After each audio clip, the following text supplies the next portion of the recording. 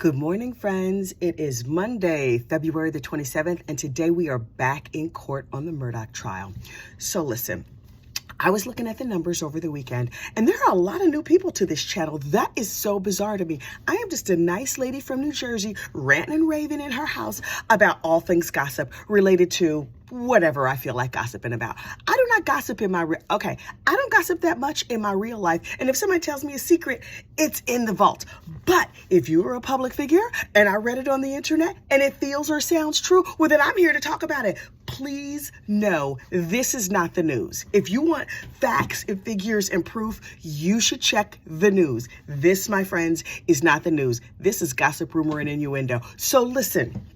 This is what I heard about the murder case over the weekend, which I had promised to lay off of. I had promised myself I'm going to take a much needed break. I'm not going to watch anything Murdaugh related. And it turns out I was lying to myself. Now, I didn't report on it here that much. I think I made one video over the weekend, but I gathered so much information. Honey, grab your cup of coffee and lean in.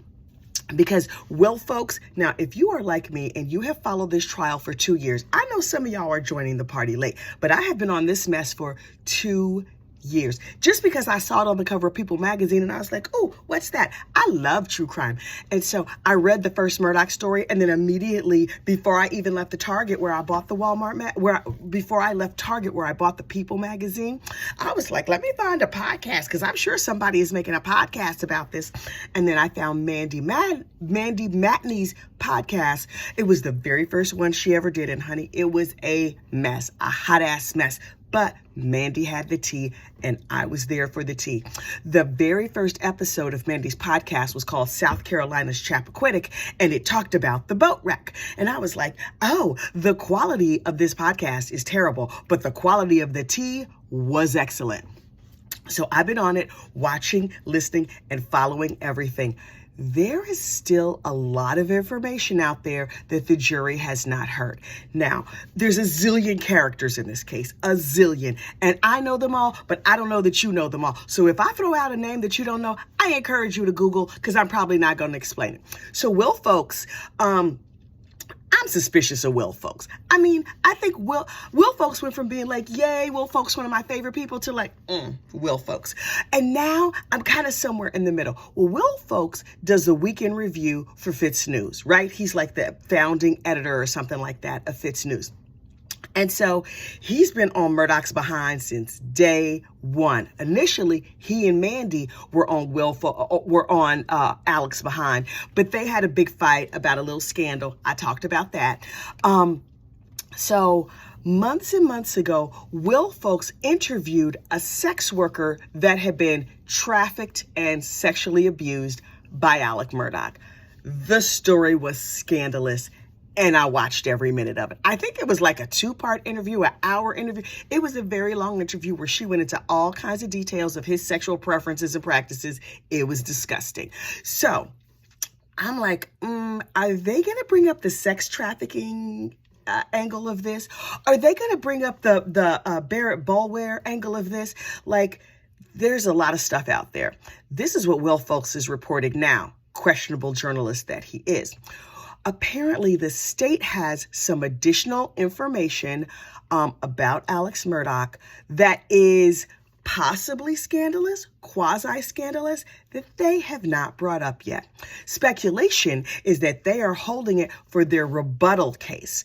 And I'm like, ooh, on the computer that the state is using for this prosecution, there's a separate folder, and I believe it's related to things about the Murdaugh family that they are not clicking on during the trial. And I was like, okay, Will Folks, tell me more.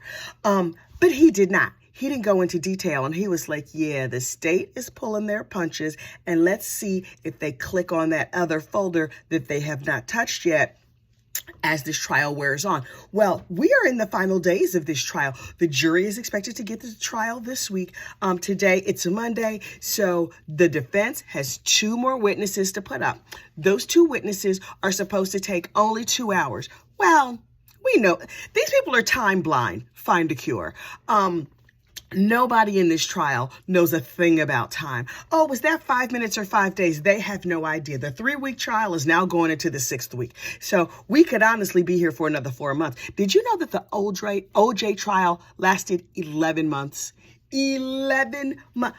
I had not realized that. I knew it took a long time. I knew I was young and had no gray hair. I didn't even have children when that trial took place. Like, that was a long time. Did I have a child back then? I might have had one. Anyway, who can keep track of these things? That trial happened a long time ago, but it took 11 months. Can you imagine 11 months of jury duty? 11 months of doing this. 11 months of every day, twice a day, me getting on here and ranting and raving. Thank goodness they didn't have the internet back then. I never would have gotten anything done. But anyway, so these lawyers, totally trial blind, and I'm kind of making it work for me. But the case is supposed to go to the jury this week. Probably late in the week if we're lucky. Next week at the very latest. Will they have a verdict? Will it be fast? And here's the other thing. Now that Alec has taken the stand, a lot of people in the South Carolina area who were like, I'm Team Alex. Alex did not do this. There's no way that Alex did this.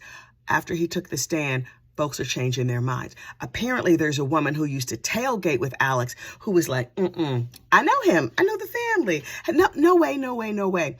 After he started talking about that timetable and trying to make it all fit, she was like, oh my God. I wonder how many. Listen, we know the women know he did it, right? Jeannie Seconder, she's just like sucking her teeth and rolling her eyes like, okay. Now y'all know what I've been telling you. Do you know who Cassandra is? Cassandra, not a person in this trial. Cassandra is like a figure in mythology. And Cassandra was steady being like, girl, you better stay away from that. Don't do that. She was constantly warning people, Greek mythology, or was it Roman? I don't know. She was constantly warning people like, don't do that. And then they would ignore her. And then whatever she said was going to happen would happen. It's a whole bunch of Cassandras down there in South Carolina right now. Jeannie Seconder is at the top of the list. I told you Jeannie Seconder was like, I don't have time for this mess. She don't have time for your mess, not my mess, certainly not Alex's mess. And so when this whole situation jumped off, you know, Jeannie was like, I'll be damned. He done killed his family. But everybody was like, no, Jeannie, we know him. She was like, okay. F around and find out. And everybody has effed around, and now we have all found out. So does the jury think that he did this? Now, my favorite other podcasts, whether I'm listening to them, where I'm watching them on YouTube, no matter where I find them, the people who are sitting in the courtroom and are reporting the reactions of the jury, those are the people that I lean in on. I don't need to know who's up there. I don't know if somebody's 4th grade teacher, they pharmacist, whatever. I don't care who the person is. I don't want to know any of their particular details. I do want to know about their facial expressions. I do want to know exactly what's rolling through their heads.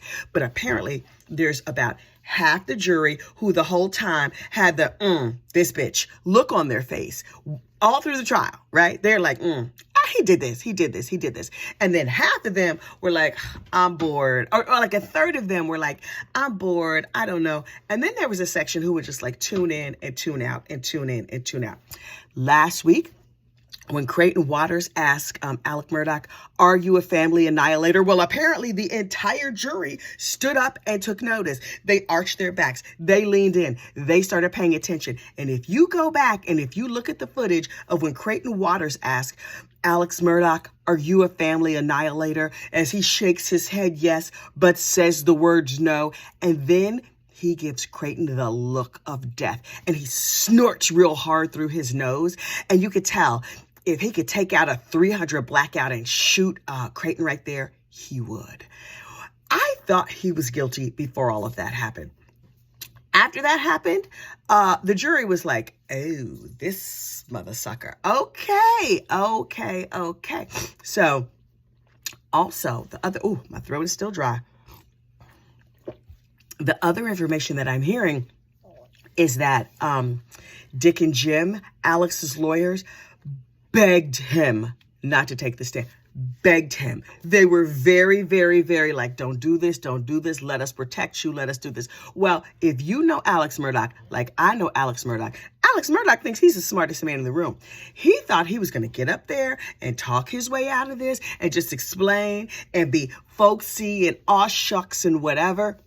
And he got up there and Creighton Waters handed him his behind. Now, people in the national media are like, what is Creighton doing? He doesn't know what he's doing. Blah, blah, blah, blah, blah. Y'all don't live in South Carolina. Listen, I don't live in South Carolina either.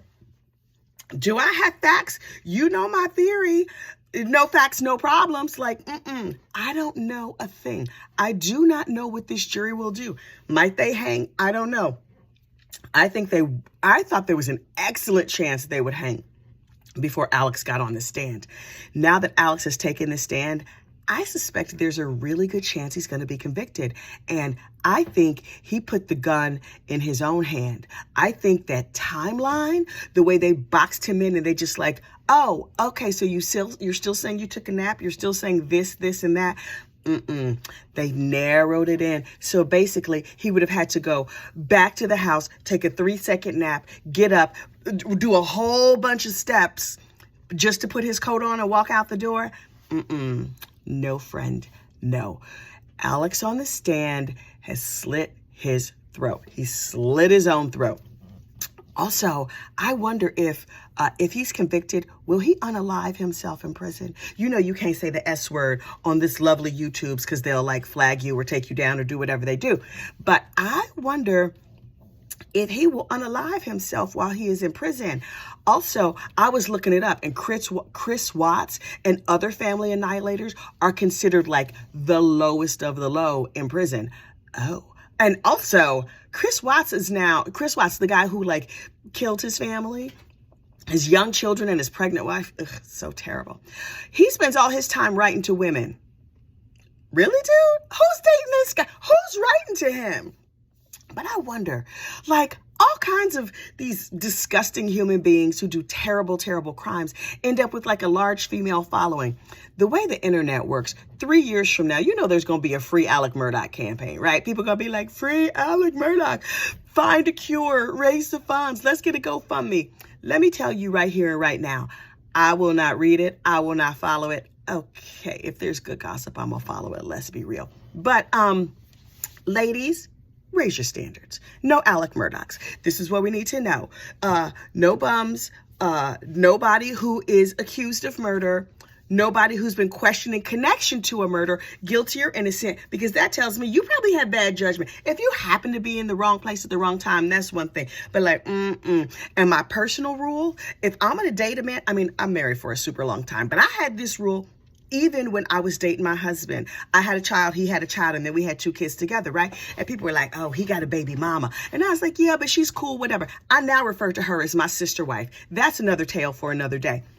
But when I was out in these streets dating, I used to tell people, I have a rule. You can only have 1 living baby mama, because I'm not the girl who's going to deal with 3 other chicks who got your kids and they got opinions and they got things to say and they want to roll up at my house. No, ma'am. No. We're not doing that. And when I was young and childless, you couldn't have no kids and look at me. You couldn't find out my first or last name if you had children. Well, then after I went on and had a baby, I was like, okay, but you can have 1 child, these men I'm dating, and you can have 1 living baby's mama. And the one who, if there's 2, the one who's dead, she needs to have died of natural causes. You cannot be a suspect in her murder. The bitch can't be missing. None of that. I'm not doing that because you're not killing me, because I am valuable and I know my value.